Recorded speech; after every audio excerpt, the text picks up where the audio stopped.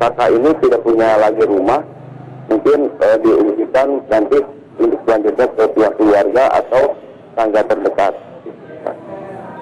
Ada kendala tidak Pak untuk teman-teman melakukan proses pencarian terkait dengan kejadian tersebut Pak? Bagaimana kondisi di sananya? Kendala yang dihadapi mungkin pada saat evakuasi itu adalah untuk pembuangan material yang ada di bawah, karena alat berat tidak bisa membuang ke atas. Di bawah udah rumah penduduk padat, di samping juga mungkin itu tidak memadai karena lokasinya cukup sempit untuk pembuangan material begitu ya. Berapa orang tim yang turun untuk melakukan proses pencarian Pak dan evakuasi? Pada hari Minggu kemarin mungkin yang melakukan evakuasi sekitar 250 sampai 300 orang dan dibantu oleh alat berat. Dan hari ini kita akan lanjutkan sekitar 150 sampai 200 orang karena untuk menyisir jangan sampai material yang ada itu nanti menjurus lagi ke rumah warga yang masih terancam di bawahnya.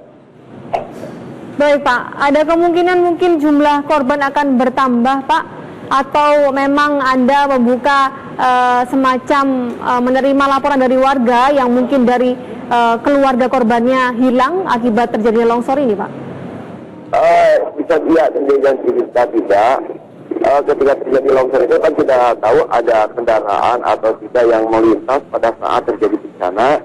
Tapi kita masih tetap di posko membuka laporan orang hilang dari keluarganya apabila itu terjadi. Tapi untuk sementara kita fokuskan ke 12 orang ini dulu yang sudah teridentifikasi. Tadi Pak Usman mengatakan masih ada 1 orang, begitu ya Pak ya?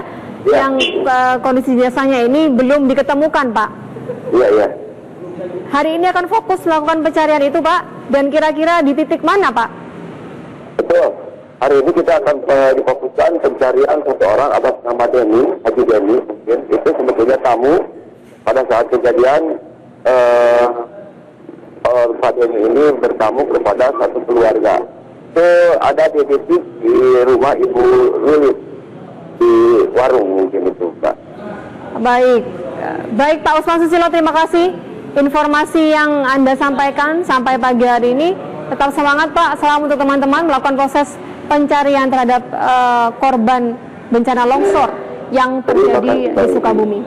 Ya, selanjutnya kita akan masih memperbarui informasi kita Om Mesa, tentunya dengan topik yang lainnya yang akan dibawakan Arif Fadil terkait dengan kenaikan harga BBM pada hari Sabtu dini hari kemarin.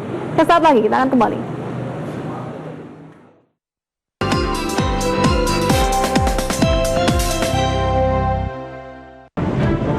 Menyusul kenaikan harga minyak dunia dan fluktuasi kurs rupiah terhadap dolar Amerika Serikat, akhirnya pemerintah resmi memutuskan harga BBM jenis premium di wilayah luar Jawa dan Bali mengalami kenaikan harga masing-masing sebesar Rp500 per liter. Sedangkan untuk wilayah Jawa dan Bali, harga BBM premium naik dari Rp6.900 per liternya menjadi Rp7.400 per liter. Sedangkan solar naik dari harga awal Rp6.400 per liter menjadi Rp6.900 per liternya. Menurut pelaksana tugas Dirjen Migas Kementerian ESDM IGN Gratmaja, keputusan menaikkan harga BBM ini didasarkan atas dinamika dan perkembangan harga minyak dunia. Namun, pemerintah tetap memperhatikan kestabilan sosial ekonomi serta pengelolaan harga dan logistik. Pemerintah juga melibatkan auditor pemerintah dan Badan Pemeriksa Keuangan atau BPK guna memonitor realisasi dan volume pendistribusian di lapangan. Pada Senin ini, Komisi 7 DPR RI akan memanggil Menteri Energi dan Sumber Daya Mineral Sudirman Said berkaitan dengan keputusan pemerintah yang kembali menaikkan harga BBM. Di pasaran, menjelang kenaikan harga BBM ini, para pedagang di pasar sudah terlebih dahulu menaikkan harga barang jenis sembako. Hal ini didasarkan atas naiknya biaya transportasi karena kenaikan harga BBM.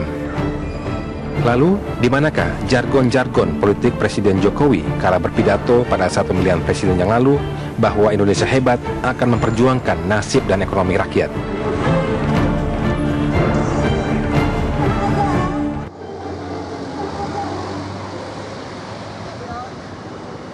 Baik, Kembali lagi di Apa Kabar Indonesia, dan saya ingin langsung memberikan gambaran terbaru terkait dengan apa yang dirasakan oleh masyarakat pasca kenaikan harga bahan bakar minyak ini. Saya akan segera bergabung dengan Ahmad Rifki yang berada di Makassar, Sulawesi Selatan. Bagaimana masyarakat merespon kenaikan harga bahan bakar minyak ini? Apakah memang dampaknya sudah dirasakan cukup begitu ya? Cukup hebat di tempat Anda, Rifki?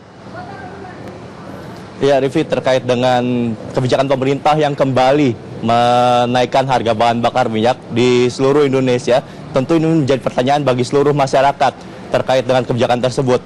Hal ini tentu menjadi dampak tidak hanya masyarakat menengah ke atas, tapi juga masyarakat menengah ke bawah. Dan saat ini saya akan mengajak Anda langsung menanyakan kepada masyarakat yang berada di Kota Makassar ini terkait dengan dampak yang dirasakannya terkait dengan naiknya harga bahan bakar minyak ini. Dengan Ibu siapa saya bilang? Dinar. Ibu Dina sebagai ibu rumah tangga, seperti apa Bu terkait tanggapannya dengan naiknya harga BBM ini Bu? Ya, sangat memberatkan ya. Menurut saya pemerintah sekarang ini tidak pro kepada rakyat kecil. Memang naiknya BBM tidak seberapa, tapi kan berdampak pada kenaikan kebutuhan pokok yang lainnya. Dan kalau BBM-nya naik, harga pokok pasti naik. Kalau BBM-nya turun, harga kebutuhan pokok tidak akan turun. Susah untuk turun. Ini untuk menyikapi kenaikan harga bahan pokok yang naik begitu Bu. Apa yang dilakukan oleh Ibu maupun keluarga Bu? Dengan solusi apa menyikapinya Bu? Ya, ini sih belum tahu untuk apa. Pasti akan menghemat kebutuhan untuk yang lain-lainnya. Mungkin kebutuhan pokok akan diutamakan. Terima kasih Ibu atas waktunya.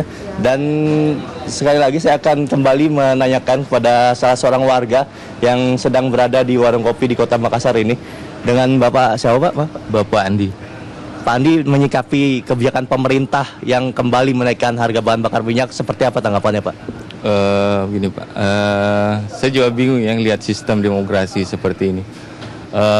Kalau untuk pribadi, kami kan bergerak di bidang jasa, itu pengaruhnya tidak terlalu signifikan ya, masih dalam skala normal. Cuma yang kami takutkan itu kalau sudah terjadi demonstrasi yang besar-besaran, itu yang akan melumpuhkan semua aktivitas yang kami rencanakan begitu. Untuk menyikapi dari kenaikan harga BBM yang tidak menentu ini Pak, karena pemerintah selalu menaik atau menurunkan harga bahan bakar minyak dengan alasan mengikuti harga minyak dunia maupun melemahnya nilai rupiah saat ini, seperti apa Pak? Yang jelas kembali dari komitmen awal pemerintah untuk mensejahterakan masyarakat, yang itu kan sudah diatur dalam undang-undang. Yang kedua, kami hanya butuh kepastian harga, dan itu yang kami inginkan sebenarnya Pak, ya. Kepastian harga, kemudian kalau dampaknya itu hanya terjadi pada masyarakat ekonomi menengah ke bawah. Kalau untuk kami secara pribadi belum terlalu efek. Terima kasih Bapak atas waktunya. Itu demikian Rifki mewakili masyarakat Indonesia terkait dengan naiknya harga bahan bakar minyak di seluruh Indonesia ini. Mungkin seluruh masyarakat harus mengatur strategi untuk menghemat biaya ataupun pengeluarannya dengan tidak menggunakan kendaraan pribadi mungkin, atau memanfaatkan kendaraan umum untuk menghemat pengeluaran pada kehidupannya masing-masing. Kembali ke Anda di Jakarta. Baik, Ahmad Rifki, itu tadi respon langsung ya masyarakat pada pagi hari ini menyikapi dampak kenaikan Rp500 untuk bahan bakar minyak yang diberlakukan sejak hari Sabtu lalu, begitu pada pukul 00 waktu Indonesia Barat. Dan tentunya kita ingin mendengarkan juga apa respon dari masyarakat lainnya, khususnya yang berada dekat dengan kita di wilayah ibu kota Jakarta. Begitu, ada rekan kami yang sudah melakukan pemantauan di beberapa waktu sebelumnya. Kita simak bersama.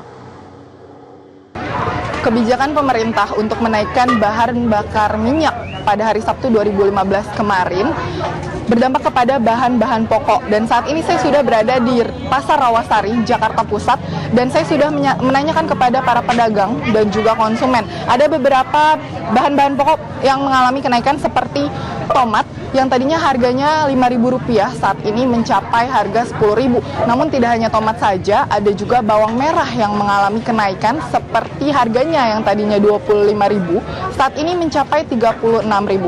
Dan alasan pemerintah menaikkan harga BBM adalah karena harga kurs dolar yang saat ini melonjak. Namun tidak hanya itu saja, tetapi juga minyak dunia mengalami kenaikan. Dan harga premium saat ini mencapai 7.400 per liter.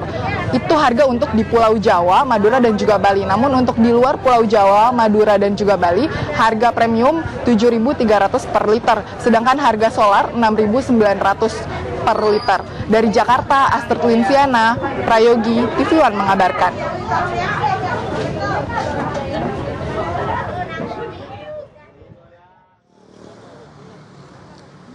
Agak-agak mungkin menakutkan bila mana memang harga-harga ini tentu bisa direspon dengan seenaknya saja begitu ya oleh para pedagang di pasar ataupun juga di beberapa tempat lainnya begitu. Saya sudah bersama dengan Mas Yanuar Rizky. Selamat pagi Mas Yanuar Rizky, terima kasih Mas, ya. bergabung bersama kami di Apa Kabar Indonesia Pagi. Ya. Mas Yanuar, ya. Sejalan tidak sih? Ini takutnya juga kita pun juga salah mengabarkan kepada masyarakat gitu, bahwa kenaikan bahan bakar minyak ini kemudian direspon oleh sejumlah kenaikan komoditi begitu ya, baik itu kebutuhan pokok, sembako, ataupun juga kebutuhan-kebutuhan lainnya. Tapi kita kan nggak bisa juga mengatakan ini mengada-ngada begitu, karena kita ketahui LPG juga sudah naik beberapa waktu lalu, listrik pun juga naik seperti itu. Jadi apakah memang wajar kalau harga-harga ini pun juga naik? Ya, ini sebetulnya mengkonfirmasi satu hal ya. Jadi kalau selama ini pemerintah, Bank Indonesia selalu mengatakan rupiah melemah nggak apa-apa gitu ya. Industri besar di testing baru 16.000 ada 5 yang kena gitu ya, dari 54, perbankan di 15.000 baru 5 yang kena gitu ya. Nah, tapi ada satu hal yang sebetulnya sangat dilupakan oleh pemerintah dan Bank Indonesia, bahwa struktur konsumsi kita sejak kita reformasi itu sudah bergeser menjadi net importer. Di mana ngetesnya?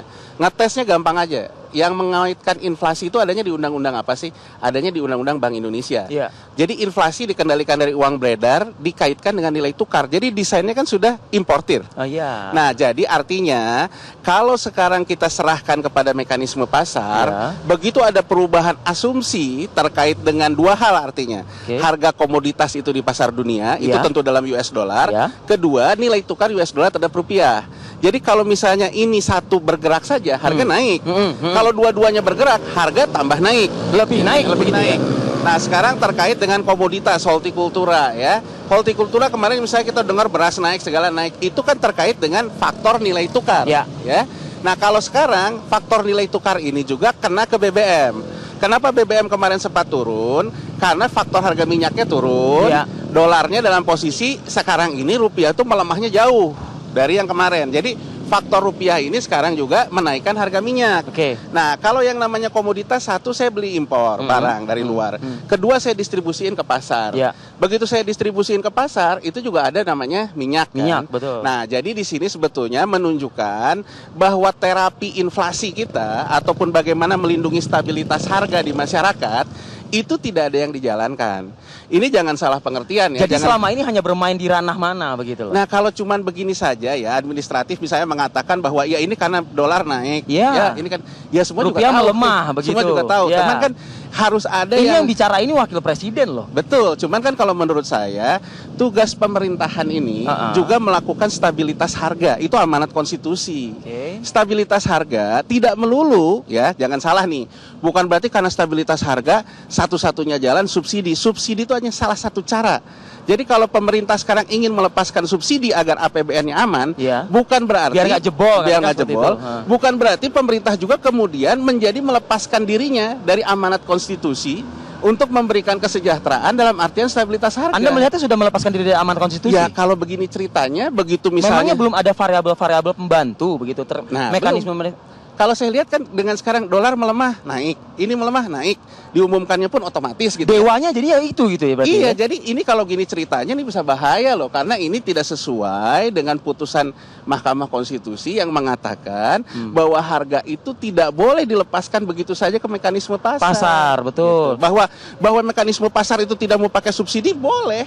Bahaya yang Mas Yanuar Rizky maksudkan apa bahayanya dalam hal ini? Oh, bahayanya gini ya. Sekarang kita lihat deh. Beberapa poin misalnya. Beberapa poin. Sekarang kita tuh baru faktor nilai tukar. Tapi saya hanya ingin mengingatkan kepada pemerintah, kita kan harus juga memberikan apa yang akan terjadi ke depan. Ini kan suku bunga bank sentral di global akan dinaikkan oleh the Fed, Bank Sentral Amerika Serikat Fed rate. Dalam sejarah historisnya ke belakang, yang namanya suku bunga bank sentral itu kan mengkaitkan dengan inflasi. Ya. Kalau besok the Fed itu yang tujuannya naikin bunga itu cuma mau narik US dollar pulang kampung ke Amerika Serikat, tapi tidak terjadi inflasi, ya. Makanya kalau Anda lihat statement the Fed selalu mengatakan 3 hal. Kalau pengangguran turun, kalau pertumbuhan Amerika sudah kelihatan, dan ada long run expectation inflation dari dia. Artinya apa? Ada ekspektasi inflasi yang akan dia naikkan agar dia punya legitimasi untuk menaikkan suku bunga. Nah, saya hanya ingin berkata simpel saja, begitu di tahun 2004, kebijakan yang sama ditempuh oleh Bank Sentral Amerika Serikat menaikkan bunga, harga komoditas, ya ini harga minyak dan komoditas segala macam, berlaku di seluruh dunia, naik karena dikerek inflasinya oleh suku bunga. Jadi saya hanya ingin mengingatkan pemerintah dan juga otoritas. Kalau sudah terjadi seperti itu, kalau terjadi seperti ini, kita harus berpikirnya ke depan. Kalau kita sekarang baru karena nilai tukar, besok kita juga punya peluang, ya, peluang pemburukan, juga harga minyaknya ikut naik karena Fed rate-nya naik. Jadi rupiah lemah, harga minyak lemah. Kalau sekarang kan baru satu faktor, rupiah lemah. Nah ini kan kalau udah didukung oleh inflasi juga nanti. Artinya apa? Kalau subsidi memberatkan APBN, tapi kita harus melindungi negara ini bukan hanya APBN, tapi juga rakyatnya. Nah ini kan harus ada yang namanya manajemen logistik. Inflasi jangan hanya didekati dari uang beredarnya dong. Inflasi harus didekati juga dari arus barang. Bagaimana revitalisasi Bulog? Bagaimana kita juga punya instrumen intervensi moneter yang tepat misalnya, agar nilai tukarnya bisa kita jamin tetap untuk hal-hal yang terkait stabilitas harga. Kalau misalnya sudah ditakut-takuti dengan pernyataan Mas Yanuar seperti ini, bila mana pemerintah tidak siap, tentunya kan masyarakat itu akan bertanya begitu ya, di mana sikap pemerintah yang tadinya akan melindungi segenap masyarakat Indonesia. Betul, karena kalau ditanya secara pasar, ya saya pun akan mengatakan ya trennya naik, tapi persoalannya kita sedang bicara negara. Negara kan perlu ada manajemen negara. Jadi yang dipertanyakan adalah manajemen pemerintah untuk menciptakan stabilitas harga. Kalau cuma menjawab bahwa ini karena harga pasar naik, ya semua juga tahu gitu ya. Baik, dan kami juga sini sudah kehadiran Ketua Komisi Energi DPR RI, ada Pak Bang Kardaya yang sudah akan hadir bersama kami. Sesaat lagi tetap bersama kami akan kembali.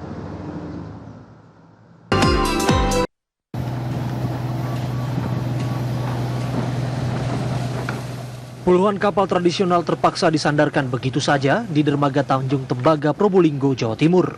Para nelayan memilih tidak melaut setelah pemerintah menaikkan harga BBM solar Rp500 per liternya. Dengan naiknya harga solar, menyebabkan hasil tangkapan ikan dengan biaya operasional tidak sebanding. Terlebih lagi saat ini sedang banyak angin kencang di tengah laut yang menyulitkan nelayan mendapatkan tangkapan. Pak, solar gimana sekarang, Pak? Ya sudah, sekarang ini rawan kadang ada bekerja sekarang. Paknya gimana? Ya otomatis tidak kerja. Nggak kerja ya? Iya, nelayan sekarang ini kan nunggu solar. Kalau penghasilan yang ditunggu tiap harinya kan solar. Itu Pak ya? Terus harapannya sendiri Pak? Ya, harapannya bagian penelayan ya bagaimana kalau tidak ada solar ya tidak kerja. Untuk memenuhi kebutuhan hidup keluarganya, sejumlah nelayan mengaku terpaksa berhutang sambil menunggu waktu yang tepat untuk melakukan aktivitas melaut. Dari Probolinggo, Jawa Timur, Muhammad Syahwan, TV One mengabarkan.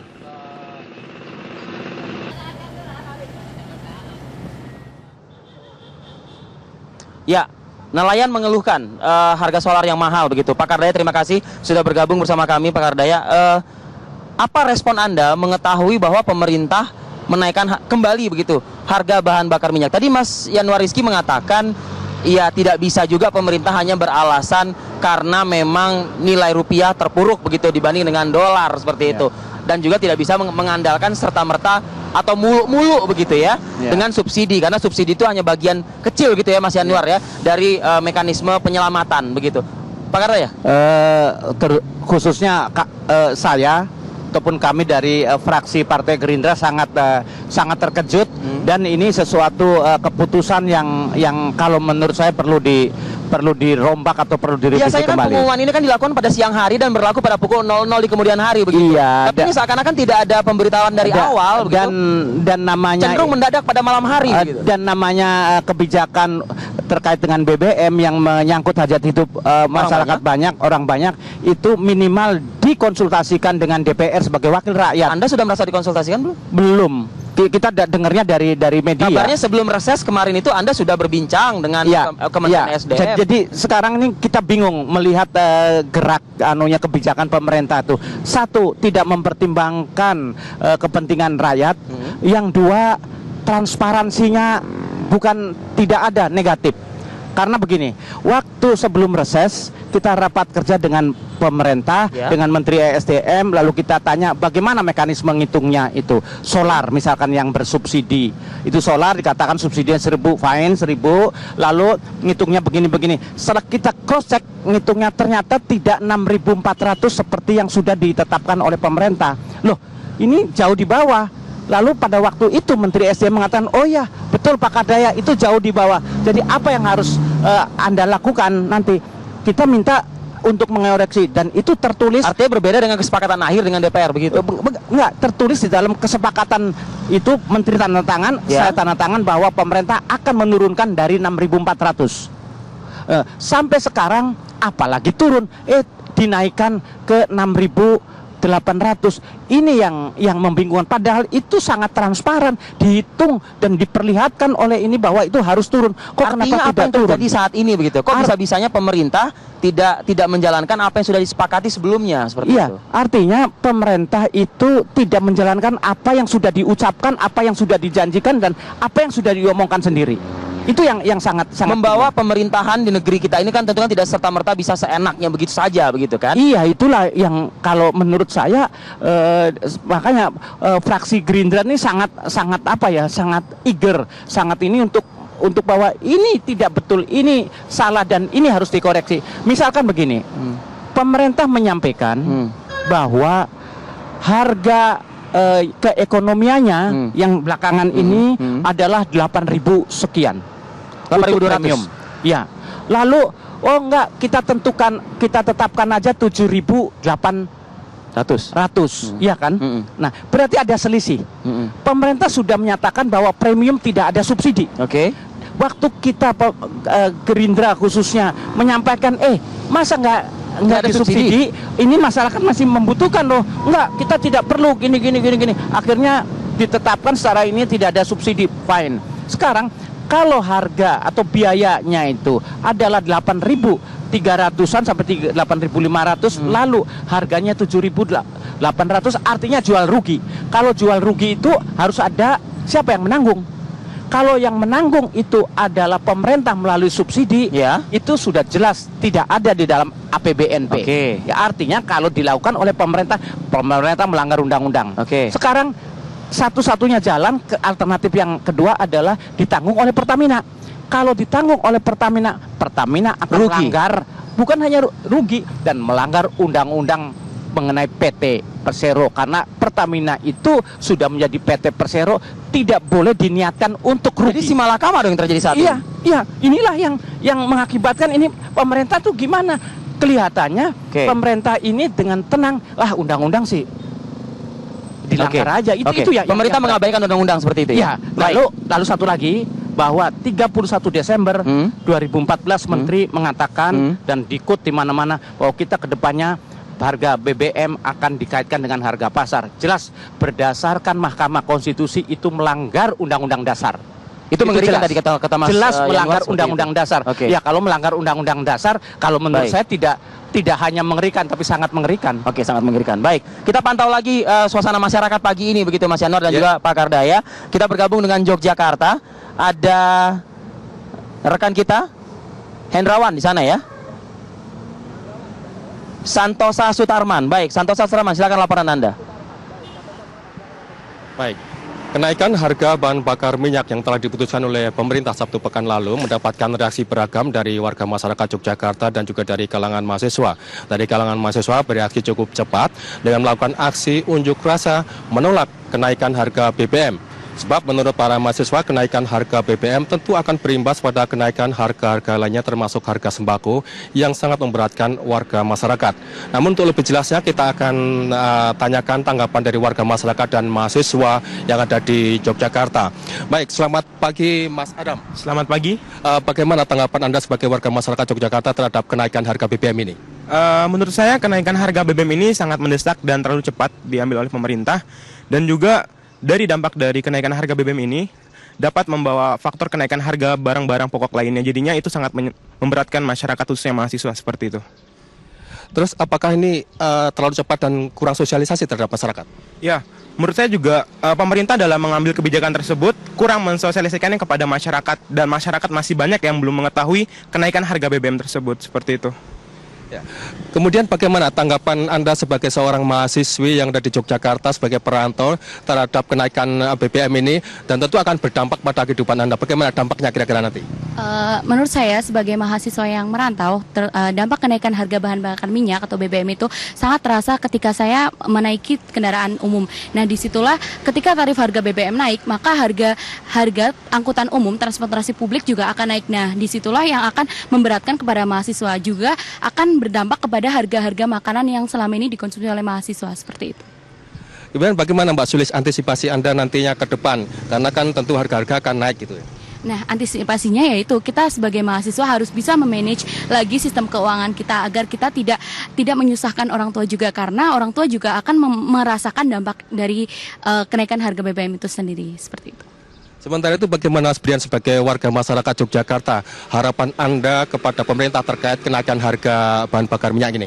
Ya, harapan saya kepada pemerintah untuk mengkaji lebih dalam dan lebih serius lagi ketika ingin memutuskan sebuah kebijakan yang menyangkut hajat hidup orang banyak. Seperti yang kita ketahui bahwa BBM merupakan salah satu hal vital yang sangat dibutuhkan oleh masyarakat Indonesia. Ketika harga BBM naik, maka sedikit banyak akan berdampak pada harga kebutuhan pokok lainnya. Dan saran saya kepada pemerintah untuk tetap menjaga harga BBM di level tertentu, sebut saja di level 7.200. Nah, ketika harga minyak dunia turun, pemerintah jangan menurunkan harga BBM. Dan selisih harga tersebut bisa dijadikan cadangan pemerintah untuk jaga-jaga jikalau harga minyak dunia naik drastis. Jadi ketika harga minyak dunia naik drastis, pemerintah tidak menaikkan harga BBM lagi yang membingungkan masyarakat. Dengan seperti itu, pemerintah tidak terkesan inkonsisten dalam keputusannya. BUMN tidak merugi dan tidak menyalahi undang-undang karena merugi. Terus juga rakyat tidak dibingungkan dengan kebijakan pemerintah tersebut. Baik, terima kasih Brian, Sulis, dan juga Adam atas tanggapannya. Demikian Arif, tanggapan dari kalangan warga masyarakat di Yogyakarta dan juga mahasiswa terkait dengan kenaikan harga BBM. Kembali ke Jakarta. Harga BBM kembali ke Jakarta. Santosa Suparman, terima kasih atas laporan langsung Anda bersama dengan warga masyarakat pagi ini di Yogyakarta. Saya tadi mengutip pernyataan dari salah satu mahasiswi tadi, Pak Kardaya dan juga Mas Januar. Mungkin Mas Januar nanti bisa menambahkan begitu, bahwa yang biasa menggunakan angkutan umum, angkutan perkotaan seperti itu, tentu akan berdampak. Bahkan pagi ini saya mendapat atau membaca salah satu literatur di media begitu ya. Organda anggap wajar sopir angkot naikkan tarif sepihak. Waduh. Ini semua udah menganggap wajar dan masyarakat jadi yang jadi korbannya begitu. Nanti analisanya, ulasannya di segmen berikutnya ya Mas Anwar ya. Pak Kardaya, kita jeda dulu sejenak, kami akan kembali saat lagi.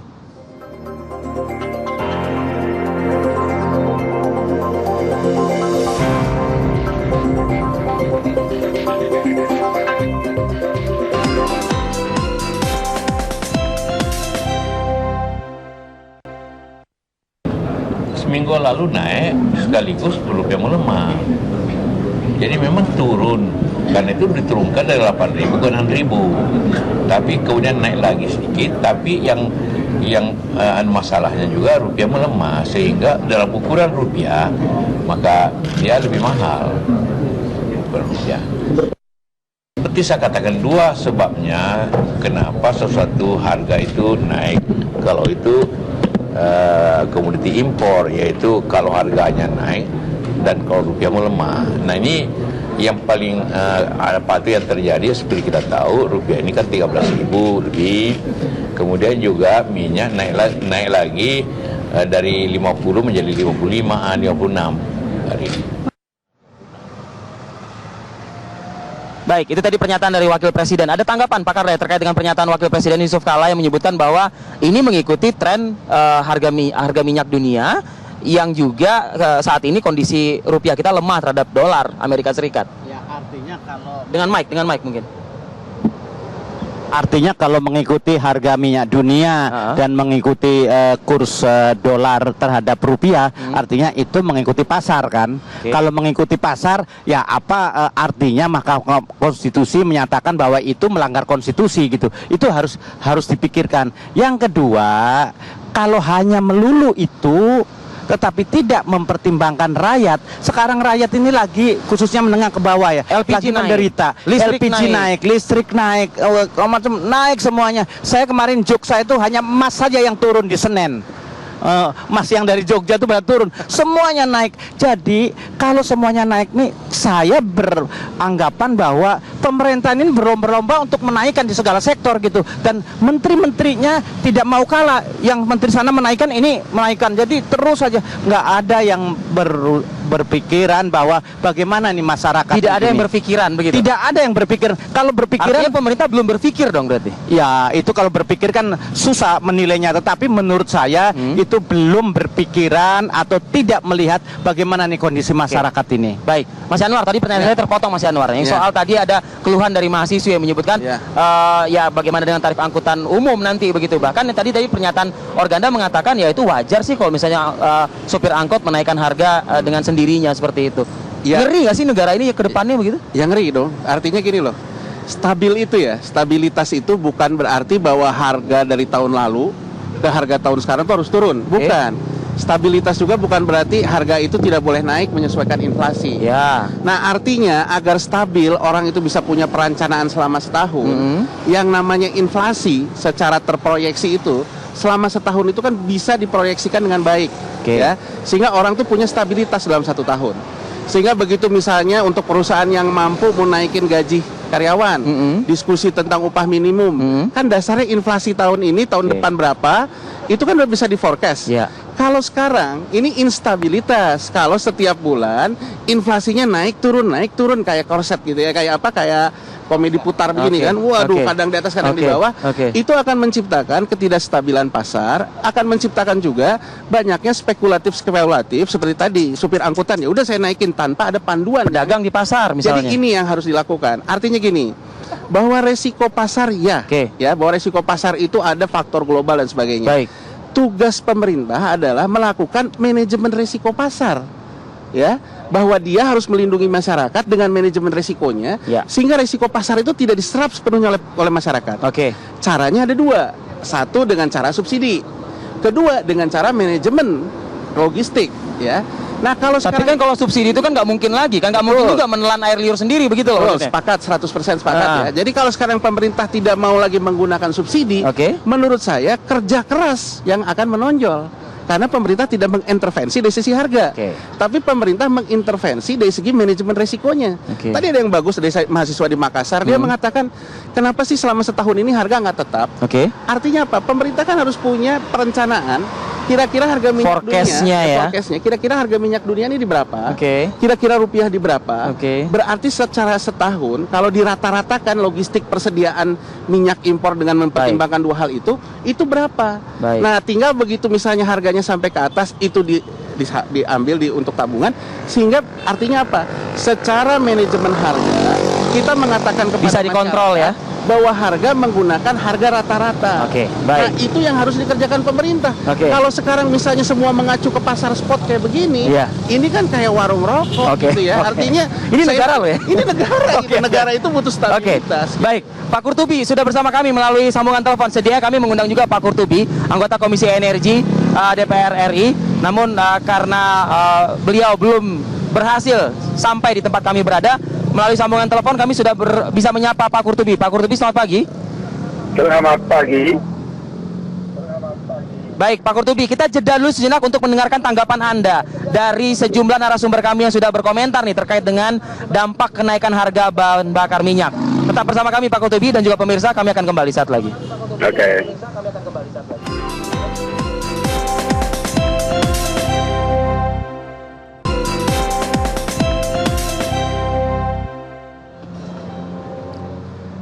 Kita sudah tersambung dengan Pak Kurtubi ya, anggota Komisi Energi DPR RI. Pak Kurtubi, silakan tanggapan Anda terkait dengan dampak yang terjadi ya pasca kenaikan harga bahan bakar minyak. Iya, saya tidak dengar dialognya tadi sebab saya lagi di kendaraan habis dari Mataram ya. Tapi begini, kenaikan harga BBM yang disebabkan karena faktor rendahnya atau nilai rupiah terhadap US dollar dan sedikit ada kenaikan harga minyak dunia, menurut saya itu dapat dipahami. Ini pemerintah perlu mensosialisasikan bahwa kondisi migas kita hari ini amat berbeda dengan beberapa tahun yang lalu, di mana negeri ini sekarang amat sangat tergantung pada migas impor. Nilai impor kita untuk migas mungkin sekitar 50 miliar dolar sekarang. Coba bayangkan, minyak mentah misalnya. Kita konsumsi BBM ini ekivalen dengan minyak mentah sekitar 1,6-1,7 juta barrel per hari. Padahal minyak mentah yang keluar dari perut bumi Nusantara saat ini hanya sekitar 700.000 barrel per hari. Jadi jomplang sekali antara kebutuhan dan produksi dalam negeri. Demikian juga BBM. Minyak yang kenapa kita sampai menjadi importir, net importir untuk minyak mentah ini, Pak Qurtubi? Net importir minyak mentah dan BBM juga kita harus impor dalam jumlah yang sangat besar. Itu dibeli dengan dolar. Ini harus disosialisasikan ke masyarakat. Kita beda dengan dulu ya, di mana kita net oil exporter, kapasitas kilang kita tinggi. Sekarang selama belasan tahun pemerintah gagal membangun kilang minyak di negeri ini, sehingga kita harus hari ini mengimpor BBM lebih 60%. Itu dibeli dengan. Jadi menurut Anda ini adalah obat dari penyakit yang sudah terjadi belasan tahun ke belakang begitu ya, Pak Qurtubi? Iya, jadi kita tidak bisa menghindar untuk harga minyak dalam negeri ini disesuaikan dengan harga minyak internasional yang kita impor. Saya sendiri sebenarnya tidak setuju itu, tetapi kita terpaksa karena kondisi migas kita seperti ini. Dulu bahkan di Undang-Undang Migas itu disebutkan yang salah seorang konseptornya adalah rekan sejawat saya Pak Kardaya, yang menyebutkan harga BBM dalam negeri diserahkan ke pasar. Tapi kan sudah dicabut MK. Nah, memang sekarang pemerintah acuannya harga pasar, tetapi yang menentukan harga di dalam negeri pemerintah kali sebulan. Tidak diserahkan ke pasar. Kalau diserahkan ke pasar 100%, harga BBM di pondok kita itu mungkin setiap hari bahkan setiap jam berubah. Nah, karena ada intervensi pemerintah, sekali sebulan dia tetapkan. Ini terpaksa acuannya harga minyak mentah dunia karena bagian besar yang kita konsumsi harus impor dari pihak luar. Ini harus sosialisasi ke masyarakat. Ya. Baik. Kami sedikit kurang bisa menangkap dengan jelas begitu suara Anda, tapi kami sudah tangkap. Ini adalah mungkin atau mungkin sisi malakama yang sudah terjadi belasan tahun ke belakang begitu, Pak Qurtubi. Terima kasih atas waktu Anda bergabung bersama kami di Apa Kabar Indonesia, Pak Kardaya dan juga Bang Yanuar. Kita sudah banyak mengulas tadi dampaknya dan juga mekanismenya yang menurut anggota DPR